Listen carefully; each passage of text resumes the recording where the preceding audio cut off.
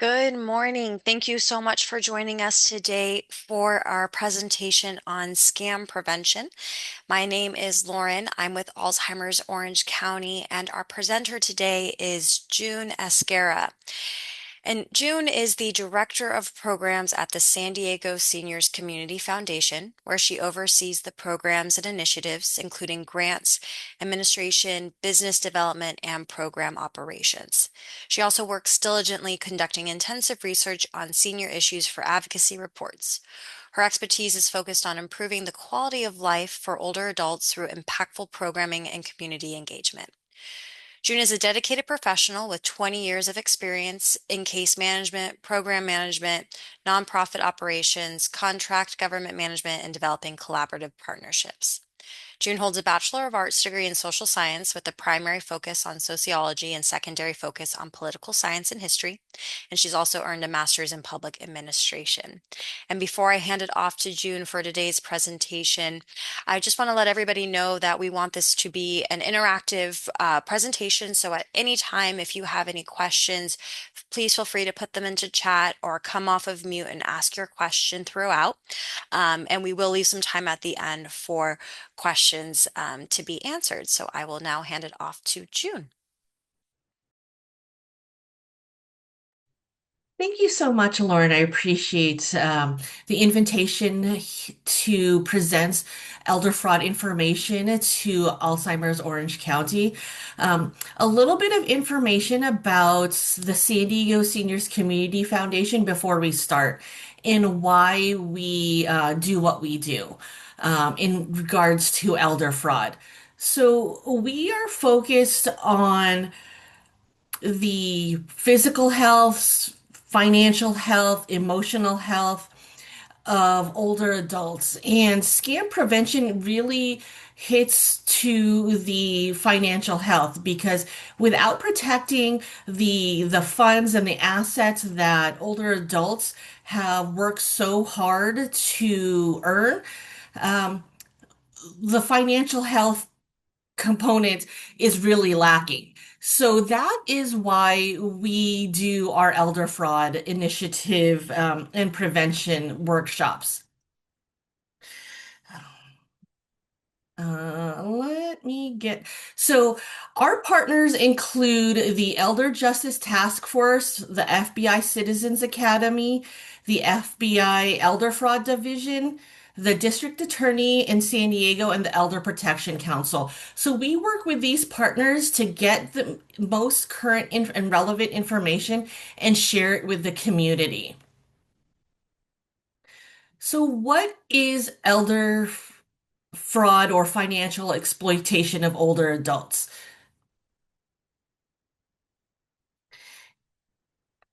Plainly speaking, it's when someone tries to take your money or your property without your permission. When someone lies or tricks to separate you from your money. Um, these can be singular entities targeting one person, or but more often than not, these criminal actors work as a part of a larger organization. Their full-time jobs are to really separate you from your money. More often than not, these bad actors are based overseas and work with people in the United States to act as money mules or to to to basically collect the money. Older adults, they're targeted because of various factors, and more often than not, if you've been targeted once, the higher likelihood of you being targeted again. Real quickly, uh, raise your hand or please reply if you have been a victim or you know someone who has been targeted by a scam. Yes. Thank you so much for doing the hand raise, Susan Beth. The reason why we ask this is because scams are not only targeted to older adults. They're targeted to everyone. So we're trying to reduce the stigma of being targeted by a scam. We're hoping that if we reduce that stigma and get more keep people talking about it, the more information can get out there. And talking about it is actually a preventative measure. Little bit of information about how much money was lost to um, elder fraud. In 2018, you'll see that $500 million was lost in the United States. Fast forward to post-pandemic, that number has increased to $3.4 billion in the United States. And then an extra another $1 billion was added to that in 2024. So these bad actors and these scams aren't going away. The only way to stop elder fraud is through education and prevention.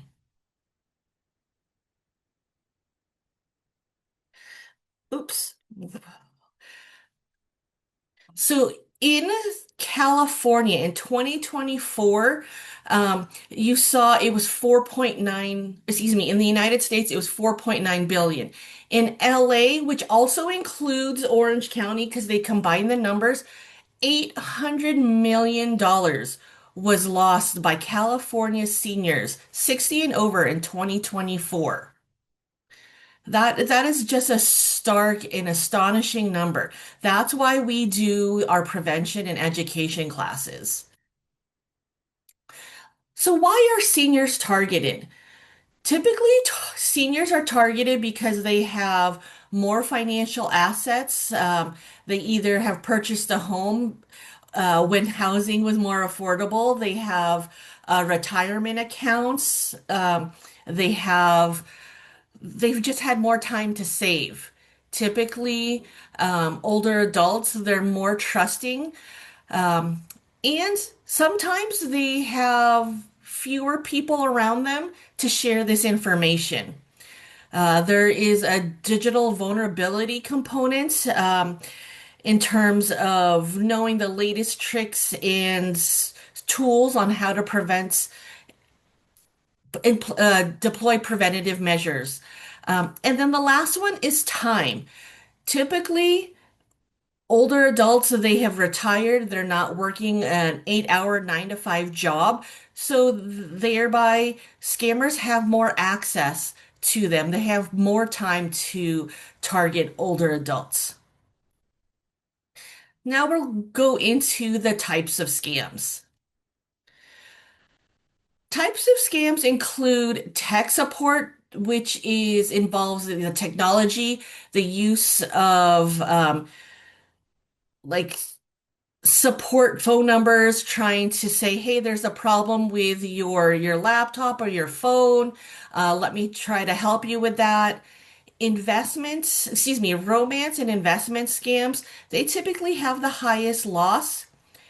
Grandparent scams are the only ones that are solely targeted to older adults. These other scams, they're deployed on other age demographics, but grandparent scams, because older adults tend to be grandparents, is the only one specific to seniors. The government impersonation scams, the lottery sweepstake or timeshare scams. And then we'll also be talking about how artificial intelligence or AI contribute to all of these scams. And then lastly, the utility scams. Tech support scams are schemes where you'll see a pop-up on your computer, or your laptop saying, either from Microsoft, from Apple, from Google, saying, "Hey, we see something that's amiss with your computer." Or this can even be from a bank saying, "Oh, there seems to be a security threat.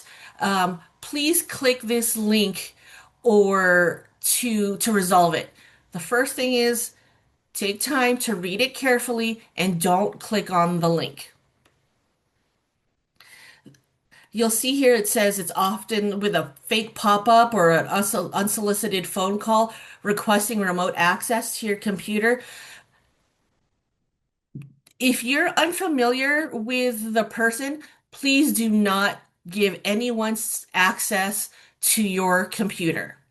Tech support scams work because they're trying to scam you saying that there's an issue that you have that they can help you to resolve. They may be someone claiming to be from Microsoft or you're from your bank.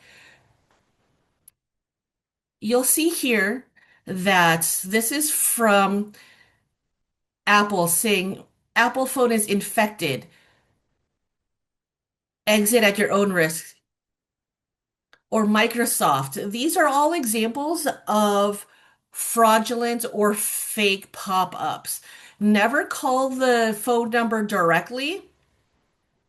And if there's a link, please do not click that link. You'll also see here at the email, or excuse me, the web address, that it doesn't match where you think it should be from. If this is Apple, typically this is going to reflect something that's coming from Apple. It'll have iPhone here or Apple up here. So if this does not match what you think it should be, that is a red flag that it is a potential scam. Another example, this is from Prime or Amazon. See here where it's asking you to update your payment method. These are concerns because if you did not initiate this, or if this is something that you have not received notification for ahead of time, these are red flags.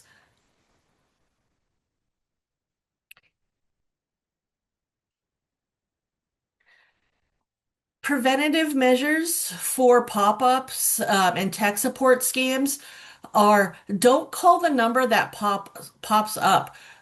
Research the customer service number, and if it's your bank, call the number on the back of your card. Don't give any remote access to people requesting it. Never send money, and it's okay just to close your computer, turn off your phone. That will deactivate the connection, and so you can have more time to do some research on if what they're saying is true or not. Romance scams are also called confidence scams because scammers want to build that trust and gain your confidence over time. So initially, these things can be um, friend requests on Facebook or other social media. They can be through other dating apps or messaging apps. WhatsApp is can be a common one, but they they typically start off slowly and build over time.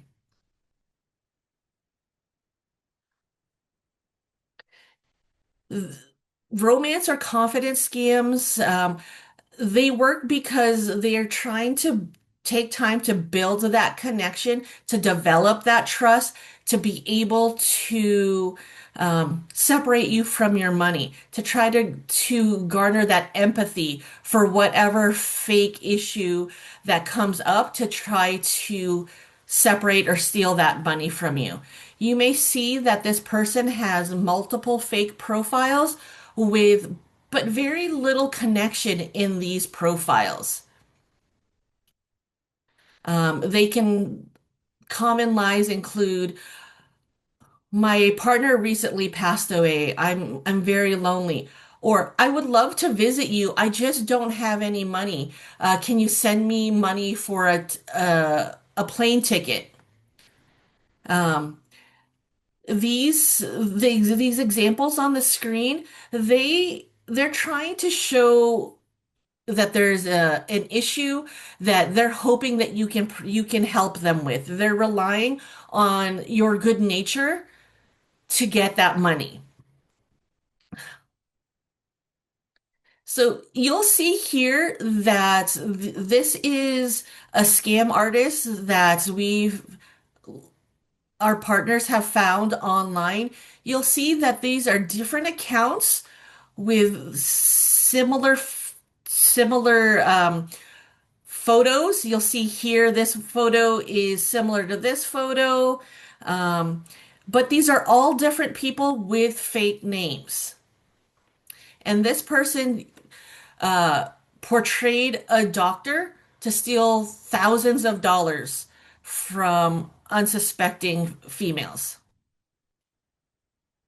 You'll also see here that very plain name, they have no posts and only 7 friends. I know a lot of people who do not post, but they have more than 7 friends. So these are things that you want to be aware of and just look at. How many friends do they have? Are these photos a little too good to be true?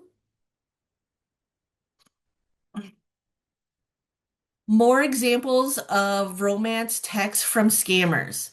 See right here, they're asking for $500 for a flight. Um, my business is on the verge of bankruptcy. I don't know what I'm gonna do. They're relying on your good nature and your empathy to help them out of a difficult situation. Think about the family and friends that you have and or have had over the years, and think about if they're a true friend, how difficult it could be to ask someone for money like that. So these are things that we are hoping that um, participants will start thinking about. The quick nature of asking people for money. Oops, excuse me. So, how to approach someone that's in a potential romance scam? Here we say work from empathy and not from accusation. Try to find a time that is right, in a calm and private setting, never in the heat of the moment, like when they're bringing up this person. Maybe wait a little bit, so they don't feel triggered to hear what you're having to say. Um, and then we say use real life examples. Um, Show of hands, how many people have seen the movie The Beekeeper? If you haven't seen the movie The Beekeeper, I believe it's on Prime, and it shows how scams are targeting older adults and also how they use romance scams.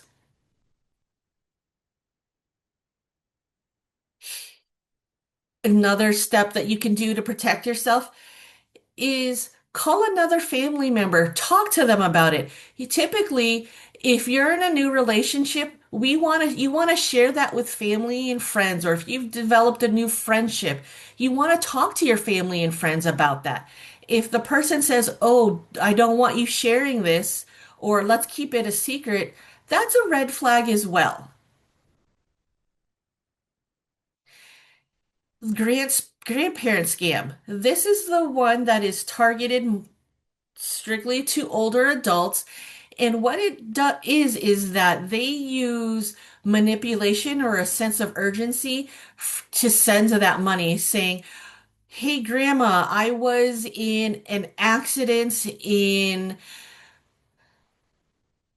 Colombia, and now they won't treat me unless you send $10,000 to the hospital. They want payment in front up front. You have to send it now." That is often how a grandparent scam starts. The sense of urgency. Something bad is going to happen to that loved one if you don't send money at that very moment. Oftentimes, they will have someone pretending to be a lawyer, a doctor, a nurse, even a police officer saying this person is in dire need or this person is in trouble. We can keep them out of jail if you send $5,000. This panic and secrecy is what they're relying on for you to send that money. What you can do is pause and verify. Is your grandchild even out of the country? Um, One person said that the grandparent scheme was your child was in a bad car accident. They were driving, but the grandparent knew that that grandchild doesn't drive. So just ask questions. Think about what scenario they are presenting to you. Never send money. And again, verify with a loved one. The secrecy is what they're relying on.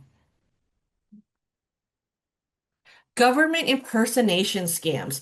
These are challenging because you think or you would assume that if the IRS, the Social Security Administration, um, or even Medicare is contacting you, that would be a legitimate correspondence. Unfortunately, the scammers are getting more clever and changing a few little things so they can look like a government entity, but these scams are again to either get more information from you or to scam you out of money. How it works is typically you'll receive a letter, an email, or even a phone call or text claiming to be a government agency. Um, I this year have received two text messages from supposedly the DMV, the Department of Motor Vehicles, saying that there was something that I needed to update or that my registration was going to be suspended. Or that they saw that there was an issue with my license. How many people have had government entities reach out to them in fishy ways? Has anyone received a IRS or Medicare text message or email that you thought was fishy? Sh- Show of hands. Well, if you haven't, then you are ahead of the game. Typically, they will say, we can resolve this if you send money right now, if you wire money. This has also been where we're hearing a lot of people say, this is the FTC or the FCC and or even the FBI, where they'll say you're part of a larger investigation, and we have heard issues where there may be child pornography on your computer. That really alarms people. They do not want to be associated with that type of heinous crime. So they will use that as a means to get people to act quickly.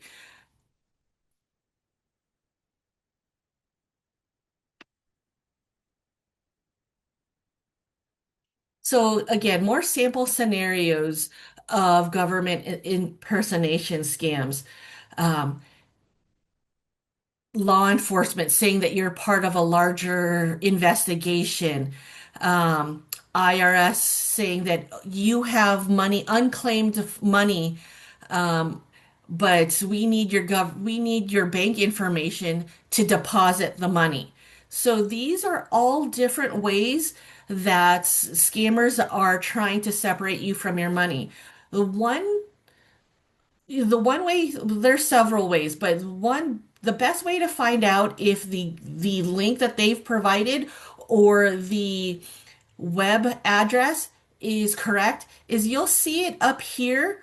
Excuse me, you'll see this at the top of every official government website.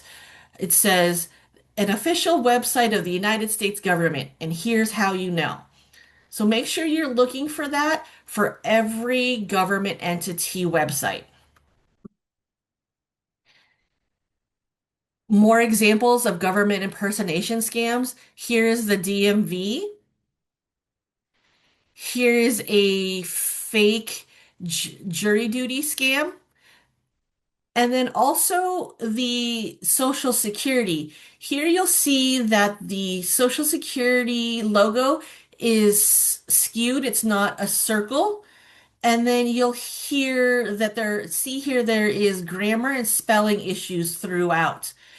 If you see a grammar or spelling issue in in an email, especially from a government website, I would stop right away, because typically you're not going to see um, you're not going to see misspellings or grammar issues on government websites. Here, if you see a grammar or spelling issue, do not click any link associated with that email.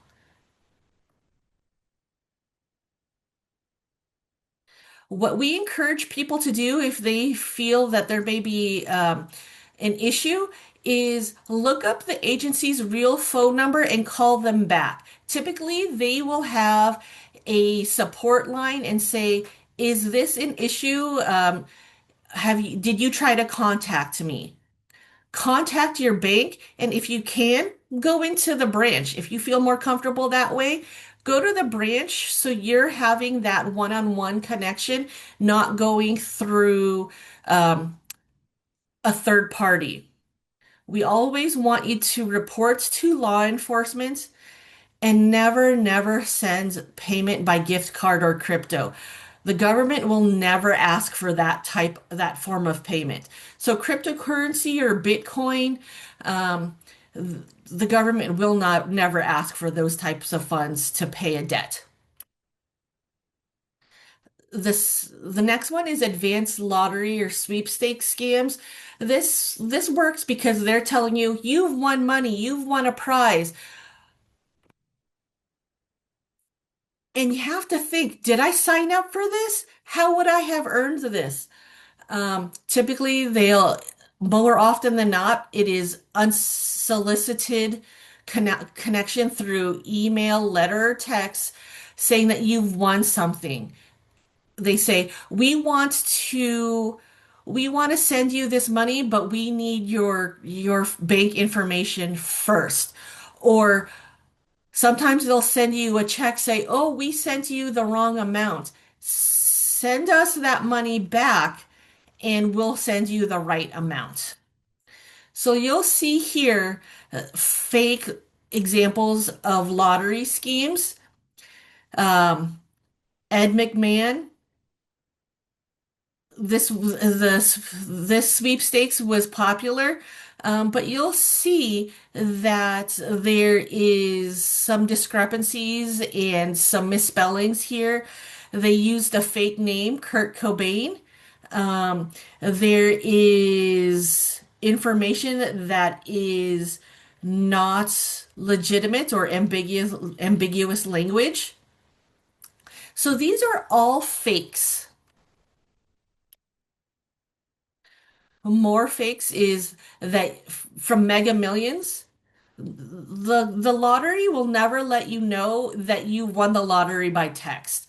And here you'll see, yes, indeed, you have been selected to receive $2 million, a bonus KitchenAid mixer, and a truck.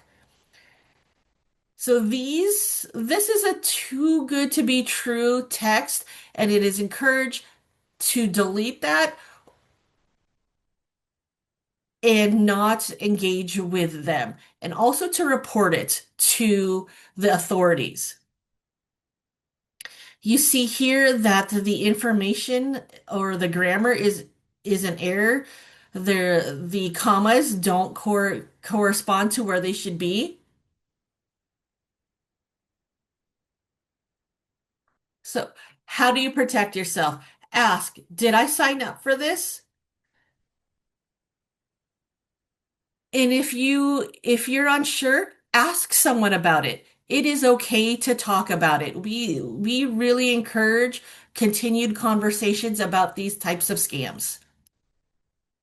Now we'll talk about the emerging and ever-present artificial intelligence and deepfake scams. Th- Scammers are using AI and deepfake through all of these types of scams. So they're not separate, they're intertwined and combined. What they can do is they can take a little bit of your audio from a video on social media and manipulate that to make real videos. So they can use this in grandparent scams, in romance scams.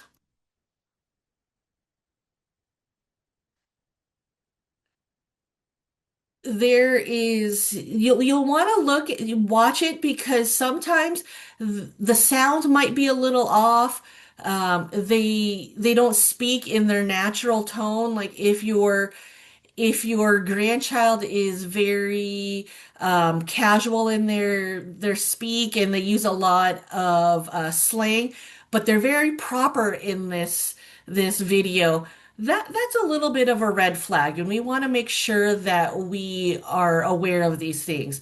If there is delays in the videos or just really bad lighting, things like that. Want to be very aware of these scams, but they are very good. Um, I don't know. I was a huge General Hospital fan, and rest in peace, Luke. I know he just passed away, but this person was conned out of her life savings because she thought that this person, the General Hospital star, was in love with her. They were in a relationship and asking for money. Yeah. So the scammer convinced this lady that they were going to buy a home together and he was going to leave his other. So she sold her condo to put as a down payment so they can start their life together.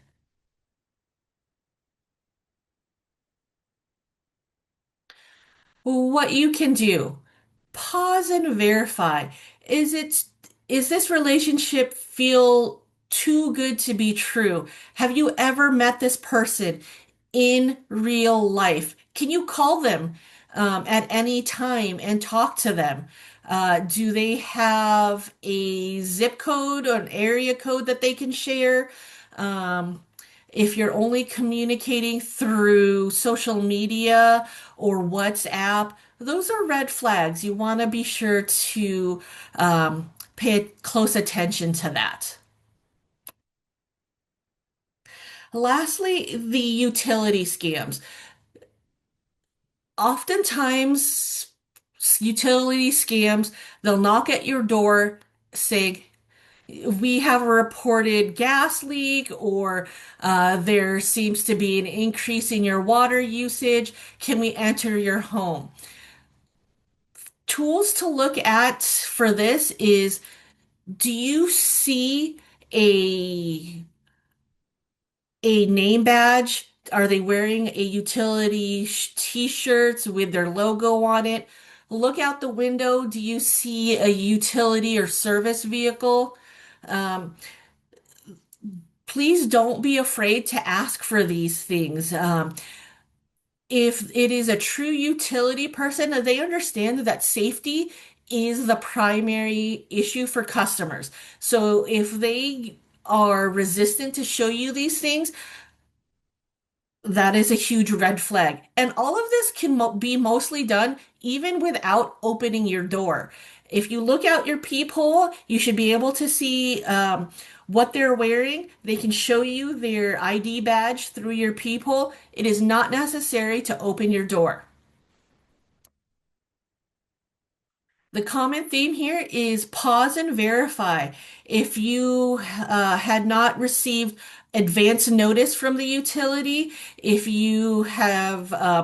no one of your other neighbors have received this notice, that is also a red flag. This is why we want to hopefully, encourage people to talk about this. Call your neighbor and say, "Hey, did Edison come by? Did the water company come by to tell you that there's an issue?" If you're the only one, that's a red flag. So we want to say never send money to strangers. That includes cash, gift cards, transfers, gold coins and bars, and yes, there have been requests for gold to be sent. Cryptocurrency, do not send any cash. No legitimate organization will ask you to make a payment this way. If anyone is asking you to wrap money in a weird way, that is likely them scamming you. The government's not going to ask you to wrap that money in foil. Or if they ask you to, purchase $500, $1,000 in gift cards, that is a huge red flag.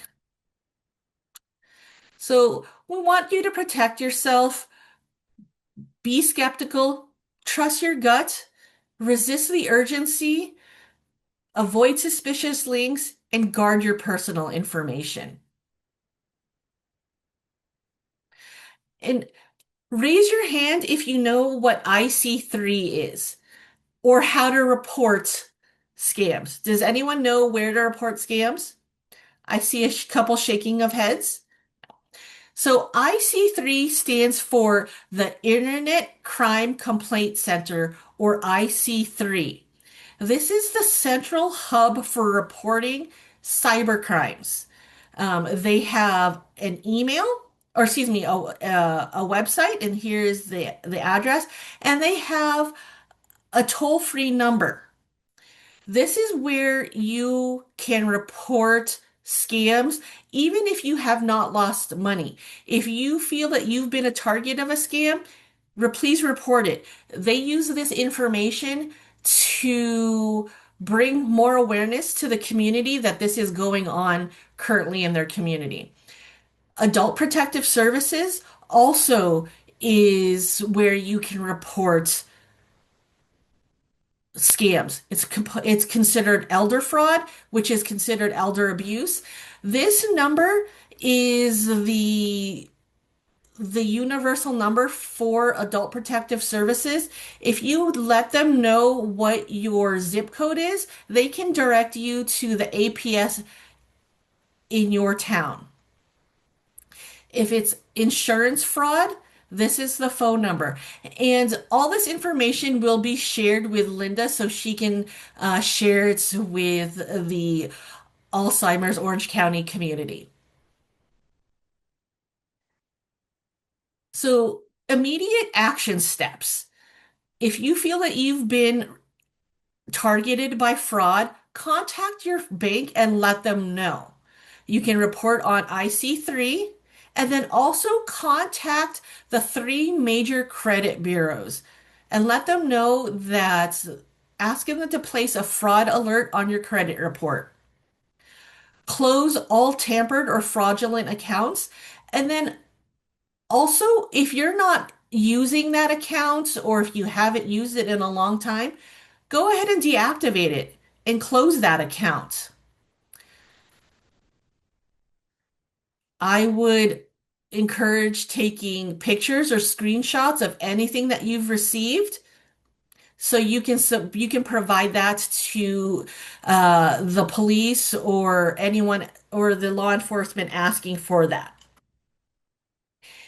Other financial protections that you can do to help mitigate and protect yourself from scams. I would encourage everyone to do this, not just older adults. Add a trusted contact on your bank and investment accounts. A trusted person is someone the bank calls if they suspect fraud. The trusted person cannot access your money or accounts, make transactions on your behalf, or even act as a power of attorney or legal guardian. All this is, for example, if you go into the bank and say, "I need $30,000 all in small bills." like in 20s, the bank will call your trusted contact and say, Miss Smith is here asking for $30,000 in 20s. Is this a legitimate thing, or do you have concern? So putting that trusted contact in place allows the bank to help support this added protection. Um, Turn on transaction alerts. If you see a large withdrawal, if you don't typically take out more than $300 a day, but you're seeing $1,000 come out every week or every day, a transaction alert can make you aware of these things. Also, setting daily transfer withdrawal limits. Um, I have a $500 daily withdrawal or transfer limit, two-person verification for large transfers. And if you are not actively trying to either open a new credit card, make a large purchase, um, anything where you would need a credit score, you can freeze your credit with all three bureaus. So this added layer of protection um, is something that everyone can do, not just older adults, to help protect themselves. Other protection steps include um, a do not call registry. Put your Include your number on the do not call registry. Um, iPhones and Androids, they have methods for blocking unknown callers. And if you don't know the caller, don't answer. It is okay to let it go to voicemail. Let them tell you who you are and let your voicemails screen the calls, especially if it is an international number. Um, if you see a plus sign, two numbers, and then some other numbers, that is typically an international phone number. If you don't know anyone internationally, that is a huge red flag. Don't answer that phone call. For mail, highly encourage if you don't already have one, use a locked mailbox. Go paperless when possible, and make sure to shred your personal information. For email and texts, never click links from unexpected sources. And again, for door to door, it's okay to ask for ID and not to open your door. Other resources to help with this is the National Elder Fraud Hotline, the Identity Theft Resource Center, AARP, FTC, this is the Federal Commission Consumer Alerts, Peer Support Program for Romance Scam Survivors. So you don't necessarily even to be a survivor. For people who have concerns about a family or loved one or friends that is being taken advantage of by an ongoing confidence scam, I would highly encourage people to join this support program to get firsthand and useful knowledge on how to talk to family and friends about this, um, and other ways that they have used to try to connect with that family, friend, or loved one about this potential scam. And then also, again, IC3.gov, they post public service announcements on ongoing scams. So this is a really good resource, and I would encourage people to become familiar with this website, to check on scams, and because this is where you'll also report scams. So now we've come to our question portion of the the presentation. I'm happy to answer any questions that anyone has about elder fraud. Again, we are the San Diego Seniors Community Foundation. So thank you so much for your time. We are here trying to just get this knowledge out. If you would like more information or to find this information, this QR code is a good QR code and it'll take you to our Elder Fraud webpage. I see Bridget has a question. Go ahead, Yes. Bridget. Hi, my question was, I was unable to copy some of the phone numbers on your slides. So are these PowerPoint presentation on the slides, are they going to be available? Yes, they will be available and I will send them to Lauren so she can share them with the group. Thank Thank you so much. You're welcome. This was an excellent presentation, and I didn't raise my hand when you said, "Has anybody been a victim?" Um, I was in an assisted living facility when I was recovering from surgery, and I was a victim, I guess. I mean, we stopped it in time, so that's why I didn't raise my hand. Oh, good. Um, but they were fishing, and it was a pop-up, and it was from Microsoft that, well, first it said um, certain certain zip codes have been Amazon is waiving their fee. Back then I think it was $115 or something a month. Anyway, and so I just clicked on it because I wanted to see if my zip code was one of them. And next thing I know, this pop up from Microsoft came, and it was so real and scary. And yeah, but and I panicked and I tried to get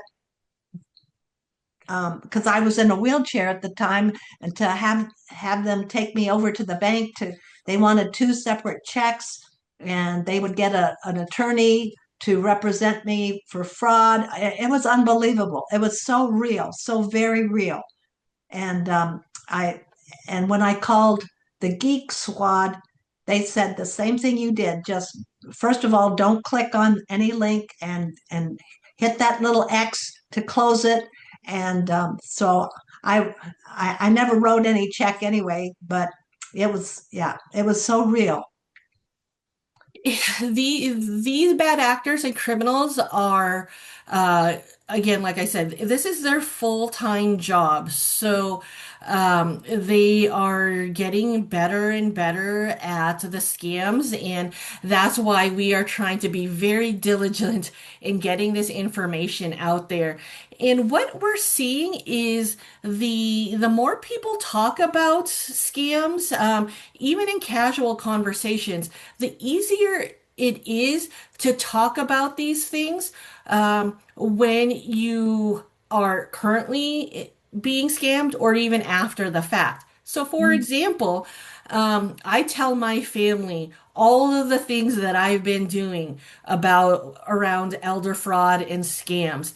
And my own sister, she was a target of a scam, and she at first did not believe that she was being targeted. She thought, "Oh, I'm smart. I'm in research. I know how to do my research." And but it was very convincing. It was from the FCC saying that her information and all of her assets were being targeted. So they wanted her to check her assets every 3 hours to see if it was still the same. That is so they didn't ask her for money. They didn't ask her for any bank information. They said they just told her to check hers every 3 hours. Um, and she was like, "Well, that's weird. Um, because how are they gonna know?" And then so then she saw a pop-up come to her screen. And I was like, "Please don't click that link. Please don't click that pop-up." Um, and it was because that my sister and I and my family and I have been talking about elder fraud and scams and just how these scammers are targeting. it took her some time, but then she believed me, and I was telling her about experiences from other people. And this is how my family has been able to destigmatize fraud. And now my family and my friends' family is telling me about their scams. And I'm actually the trusted contact for three of my family members. Just because they feel like, this person who works in scams can help me identify if this is a potential scam. So the best piece of advice I could offer is don't click links, trust your gut, and talk about it. It is that sense of urgency and secrecy that they rely on to separate you from your money. But see, thank you so much, Brigitte, for sharing your experience. This is And, what we hope will do, because it's okay. can I It. Oh, go ahead. can I get your phone number again? Because I wanted to ask you a question involving a personal situation. Absolutely. On this screen, you'll see my email and the work phone number. If anyone has any questions, please feel free to contact me. The email is best, but please feel free to give us a ring. We're happy to help. And I'm just going to put the phone numbers back Oh, oh, up. I was just writing down your email. I'm so Yeah, sorry. I'm sorry. I'm in an awkward position here. And okay, May six, I add eight, a comment? four. I Yes. got it. Thank you. Oh, you're welcome. Someone else have a comment? Yes, I do. I put a note in the chat box, but I would like to share briefly two things. One, on the grandparent scams, when my husband was still fully cognitively functional, quite a few years ago, he received a grandparent scam phone call, and he simply asked them, "What's my grandson's name?" And they couldn't tell him. Yeah. And he ended it. It took approximately 1 minute. So that was when he was cognitively competent. And that was a wonderful, quick response.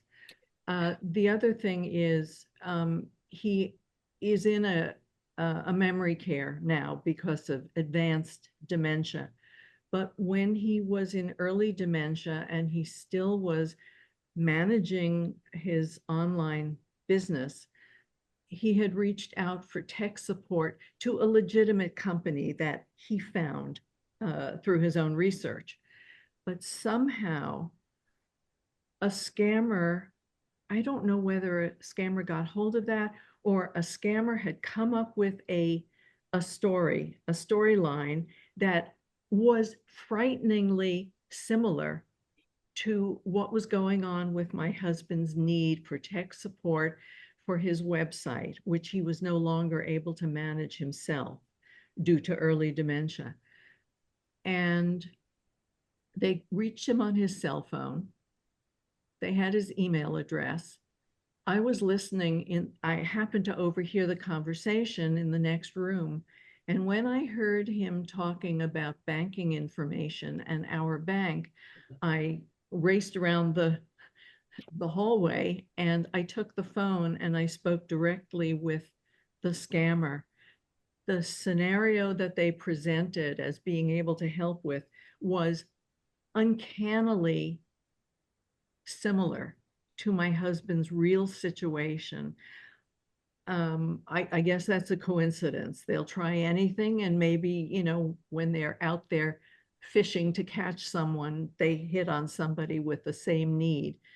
But my husband had already given them access to our bank account, and my husband still had two monitors up, and I was able to look at the monitors and move between them. And I could see that the scammer had supposedly refunded money because supposedly they weren't able to help my husband and they were refunding his deposit, but they refunded $4,000 more than the $400 my husband had originally paid. And they asked me to refund the extra $4,000 to them in the form of Target gift cards. Yes. And my brain went boing, boing, boing.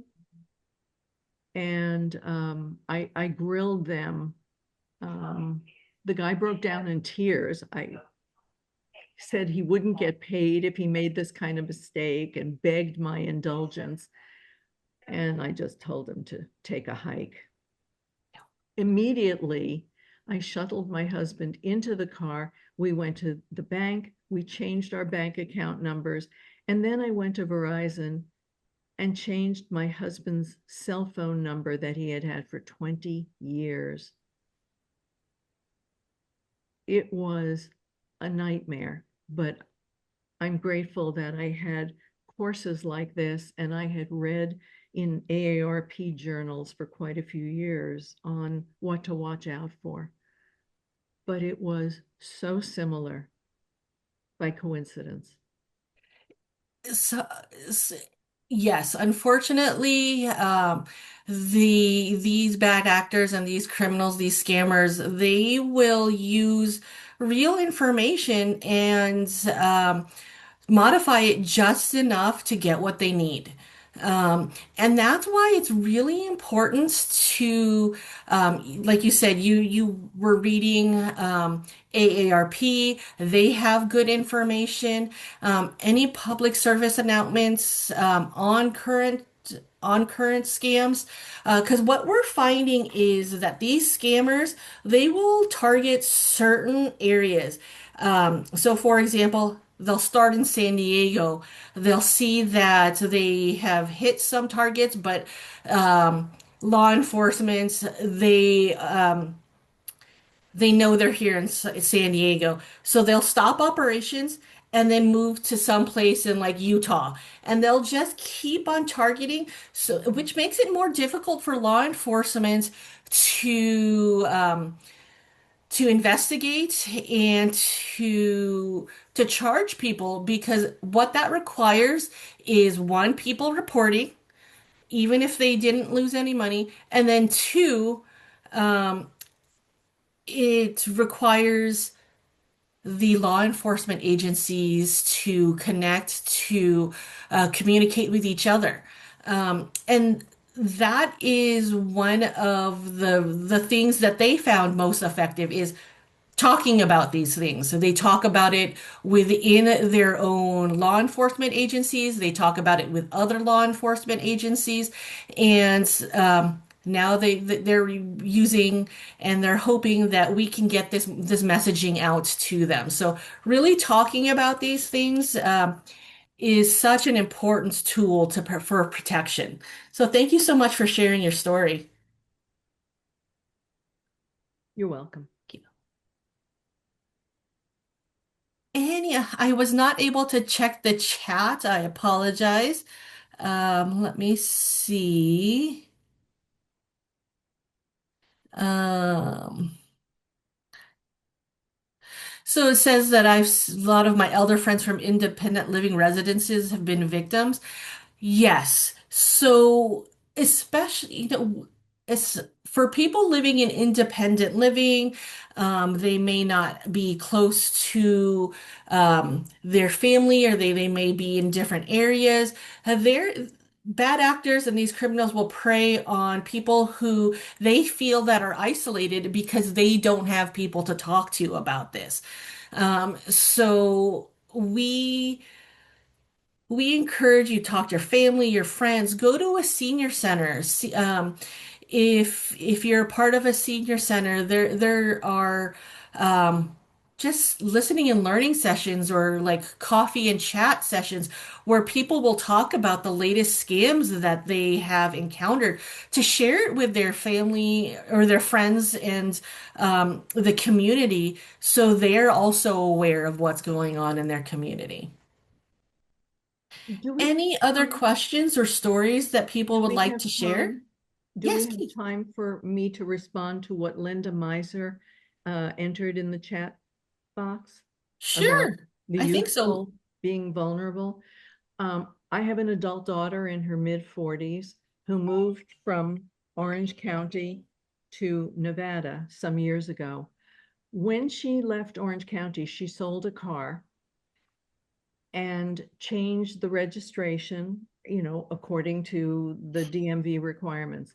But I guess the person who she sold it to never re-registered the car. In any event, she had been living in Carson City, Nevada for several years when the state of California, DMV, out of Sacramento, came looking for her and telling her she owed back property taxes on the car to the tune of many thousands of dollars. And it took her a year and a half to 2 years to get that off the books in Sacramento. About a year ago, she got a call, and she's very astute, from somebody in Nevada, the Carson City Police Department, with an officer's name and title, telling her that she owed back taxes on something and she needed to pay that day. And they told her not to hang up because they were working on the situation with her. Fortunately, and she was alarmed because it was eerily similar to the situation she had had in California with the state DMV a couple of years before. And fortunately, while she was on the phone with him, she texted me and ran the situation by me because she knows I'm alert to this kind of thing. So I called the Carson City Police. I told her I'd get back to her. I called the Carson City Police Department, spoke to a dispatcher, and told them what my daughter was told about the caller supposedly being with the Carson City Sheriff's Department or whatever. And they said, oh, that's a scam. We're well aware of it in Carson City, Nevada. Tell your daughter to hang up. I'm so glad she reached out to me because the dollar amount they quoted to her was $10,000. And it just happened to be almost identical to the prior real situation. This just gives me chills. Um, Yeah. what's the Elder Protection Council and the Elder Justice Task Force Council here in San Diego has said is that much like what people are saying, is that they'll use very similar situations. They don't want it to be too far off base, so it doesn't sound to try to like, hey, this could be real. So it sounds like, you guys are trusting your gut, asking the right questions, and talking about it with your family and friends. So this is great. Yes, Brigitte. Um, my question is on one of your slides, you said that it's best to pay your bills by auto pay, and I have not done that because of my experience where I was almost the victim of a pop-up tech support scam. I'm really, I guess I haven't done that because I'm concerned about hackers. Yes. And so I'm just old school, and I write out my checks, and I put them in a cluster mailbox instead of my drop down door on my mailbox, and write it with a gel pen and all that. So the recommendation was to go paperless if possible. Um, and I could see how um, that could be a little bit nerve-wracking. I was like, is this safe? If you are writing out the checks and paying your bills that way, that is also a good way, especially since you're keeping it secure in locked mailboxes. So Yeah. I think that's a perfectly smart way to mitigate some risk there. Yeah, yeah. Okay. Because I was getting the mail from a neighbor when she was um, out of town for Thanksgiving, and I said, "Oh, you didn't get any bills?" And she said, "Yeah, I just do auto pay." And I said, "Oh, okay." So anyway, but thank you for that. Oh, And then you're very and welcome. then I'll write you about my question. It has to do with uh, s- a social security number. Absolutely. Yes. Bridget, this is Shelley again. I am also concerned. I have become concerned in the last year about auto pay because I have been using it also, and it's so Mm. quick, and I've gone paperless. But the research shows, and I'm starting to switch back to paper statements from various accounts that I have. The research shows that people who go paperless tend not to review their bills online, and they waste a lot of money because they're not following their bills every month and putting them in a folder like we used to do. Oh, I just got my MasterCard bill and I looked, because it was, I don't know, whatever it was. I'll just say $1,000. And I said, whoa, I didn't realize that. But I checked all the payment and, and your comment is because when I was talking to my neighbor who's gone auto pay, she mentioned to me, because here in Orange County, there's the Orange County Power Authority, and she said, check your utility bill because Southern California Edison is still sending them out, but it's really the Orange County Power Authority who's providing the service. And I said, no, no, no, no. I signed up that I just want Edison. And she said, well, check your bill. And I said, and she can't do that because she's gone paperless. So anyway, so that's a good Yeah, point when you you don't can have check it. anything to check. You can check it online though, because every time I get a notice that I've gotten a bill, Mm. I've gotten an email notice that I've gotten a bill and it's set up for auto payment. I click on the link in that email and I can look at my statement. But if you dealt with the cable companies or any private long distance provider, you'll notice that every few months the bill goes up. I just yesterday investigated the same thing with Verizon. The bill goes up every few months by a couple of dollars. They keep tacking on extra charges. And if you call them, they will negotiate a lower rate for you, but you have to call them and you ask for the consumer retention department because they want to keep your business. And I've Mhm. threatened to cancel cable before, and they keep correcting my bill. This is outrageous. Oh, That is good. That is yeah. good advice. Thank you. So Uh-huh. I'm going back to paper statements. Yeah. And And my it's called the consumer what? consumer retention or Consumer customer retention customer. department. Okay. Verizon has that. Spectrum Cable has that. Yeah, I just noticed my Verizon bill is up $10 over 2 months ago. Oh, Oh, well, wow. mine has gone up, but it's only gone up a couple of dollars, and it's been that it hasn't fluctuated that much. I mean, it's been up a couple of dollars for several months now. So Verizon has been good, but the cable yeah, companies have Verizon been is fine. I fighting tell with. you who I had when AT&T had became Direct TV went to AT&T. Oh, that was so hard to deal with. And I will say, you ladies bring up a really good point that, for me, even trying to navigate your finances and your bills, I'm more of I like to write things out. I like to talk to someone over the phone. And so with more companies going to less human connection and more automation, it can get challenging and just want to give up and, um, click that link. But with some diligence, you will get to that live person. Um, and these bad actors are counting on you to get frustrated and give up.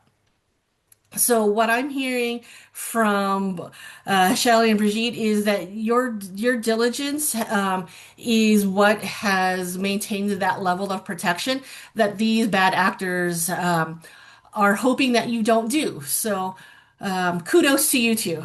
Yeah. Yeah. Uh, Lauren, how are we looking on time? Do we have any more do we have time for any more people to share or any other questions?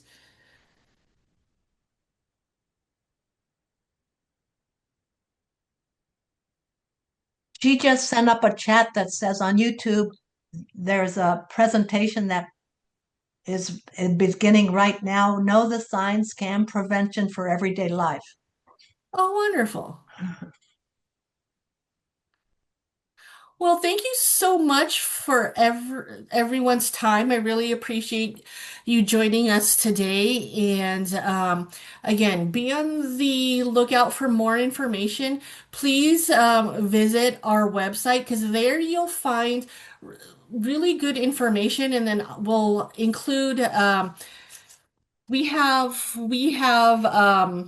documents and flyers on how to talk to your family and friends about scams, and things like that. I'm holding up this document here, and I helped create this document because when my mom was with us, I feel like I learned through trial and error on how to talk about this. Um, and she gave me good boundaries on how to talk to her about this. And she's like, I'm not listening to you. And we're like, because if you, and I, for me, I was coming from the best intention, the place from best intention and wanting to protect her, but it came off very, she told me it was, she felt it was felt controlling rather than helpful. So we want to encourage these communication and these conversations to come from empathy and a place of help, not control.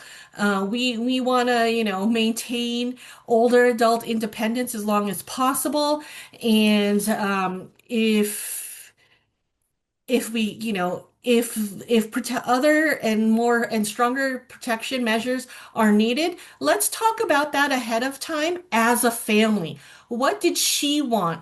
And who did she want that from? These are great questions to ask and good answers to have. So we encourage these type of questions or conversations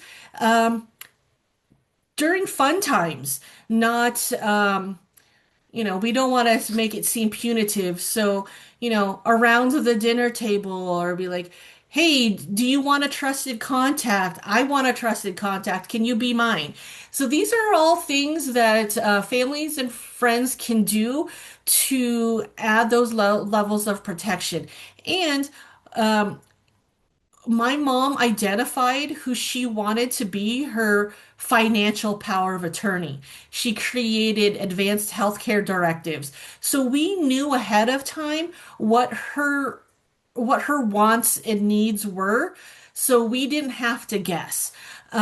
So encouraged to have those conversations and do more exploration about financial power of attorneys, trusted contacts, things like that.